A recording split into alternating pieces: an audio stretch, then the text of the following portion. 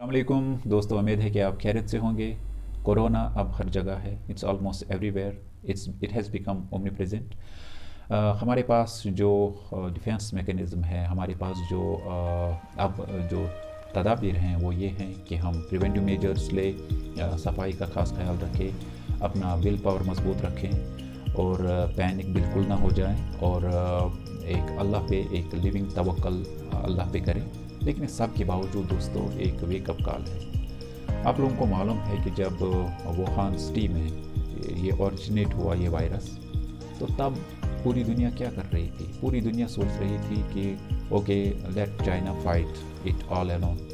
But ये वो blunder थी, ये बिल्कुल उसी तरह की नबीयत थी जैसे किसी कौम की तरफ एक पैगंबर आता है और फिर वो पैगंबर उन लोगों को अल्लाह के अज़ाब से डराता है, लेकिन उसमें से अक्सर लोग अक्सर शिरक करते हैं, मुशरिक हो जाते हैं, इनकार करते हैं, डिनाई करते हैं और ज़िद पे अड़े रहते हैं और उस पैगंबर से ये ज़िद करते हैं कि हमें अज़ाब जो है ला कर दिखाओ। बिल्कुल उसी तरह की नबीयत का सामना हमें करना पड़ रहा है। वुहान सिटी में जब ये वायरस नमूदार हुआ तो हम सब लोग सोच रहे थे कि भाई चाइना पे अज़ाब आ रहा है, let China tackle it within her own boundaries. ये वो एक इंसानी जज्बा था जिसका हमने उसी वक्त सर कुचला था और उसको हमने कत्ल कर दिया था। अल्लाह ताला ने सूरह माइदा में फरमाया था कि एक जान को बचाने का मतलब ऐसा है कि जैसे आप पूरी दुनिया को, पूरी इंसानियत को बचा रहे हैं।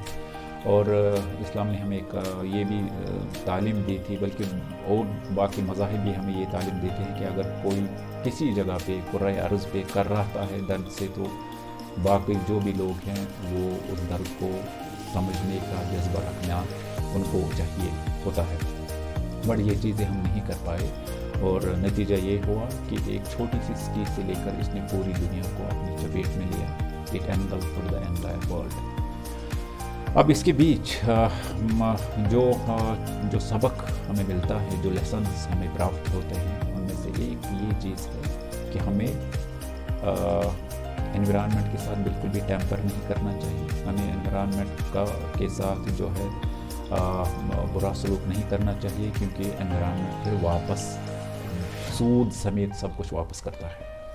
दूसरी चीज़ ये कि हमें ये सबक मिलता है कि हम अपने रिसोर्सेज को जुडिशली यूज़ करें, वाइजली यूज़ करें। न हम कुरान ने हमें ये सबक दिया था कि न हम बखील बने और न हम फजूल खर्ची करने वाले बने। और हमें ये तालीम दी गई थी उसवाए रसूल सल्लल्लाहु अलैहि वसल्लम से कि हम होर्डिंग ना करें, जमाखोरी ना करें और अपॉर्चुनिस्ट्स ना बने, जैसे कि आजकल लोग बन रहे हैं। इस अताब में, इस अजाब में भी बहुत सारे लोग जो हैं अपने बिजनेस एस्टेब्लिशमेंट को एक्सपेंड करने के लिए न जाने क्या क्या करते हैं। Adulteration, mixing, making the prices to go touching the skies and all that। अब इस सब के बीच हमें ये भी सबक मिलता है कि हमारी प्रायोरिटीज़ क्या है। हमारी प्रायोरिटीज़ इंसानी ज़िंदगी नहीं थी, हमारी प्रायोरिटीज़ क्या थी? इक़्तिदार था, पॉलिटिक्स थी।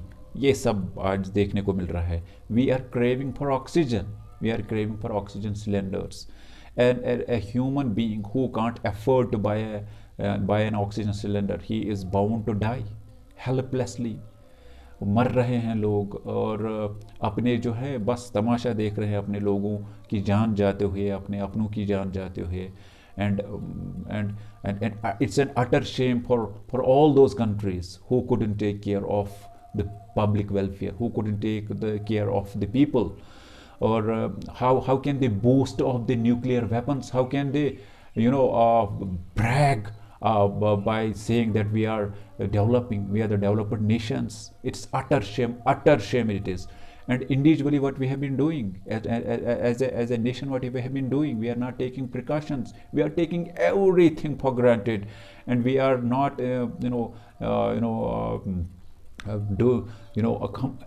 SOPs को हम फॉलो नहीं कर पा रहे हैं।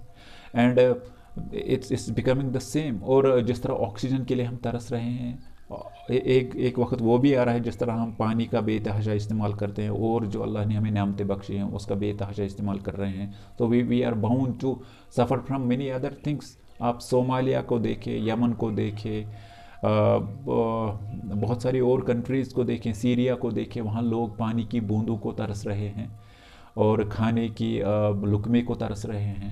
And if we will continue to ignore the sufferings of human beings, be they in any part of the world, it will return us back. یہ واپس ہمارے پاس لوٹ کے آئے گا. And the same thing is happening with us. The oxygen is abundantly present in the atmosphere, but جب اللہ یا جب قدرت قہر ڈالتی ہے تب چیزیں ہاتھ میں بھی ہو لیکن کام نہیں کرتی. اور یہ سب اللہ قرآن نے ہمیں بتایا تھا کہ یہ سب چیزیں جو ہو رہی ہے یہ صرف انسان کے اپنے ہاتھوں سے ہو رہی ہے. And man is the most wanted criminal on the face of the earth on this planet. ہمیں شرم سے ڈوب مرنا چاہیے that we are not doing justice to ourselves, not to our environment, and not to all the creatures that are on the face of the earth. اگر اس وقت بھی ہم نہیں جاگ پائے اور اس وقت بھی ہم اپنی پریورٹیز کو نہیں سمجھ سکے کہ our assets are is the life on earth. Our asset is a human being, not the nuclear weapons, not the materialistic pleasures. اس بار بھی نہیں جاگے تو کبھی نہیں جاگیں گے. ابھی آج آکسیجن کے لیے تڑپ رہے، پانی کے لیے تڑپیں گے، بہت ساری اور چیزوں کے لیے تڑپیں گے. اللہ ہم سب کو شعور دے کہ ہم اس جو خواب غفلت ہے اس سے جاگ جائیں اور پوری دنیا کے لیے سود مند ثابت ہو سکیں. آخر دعوانا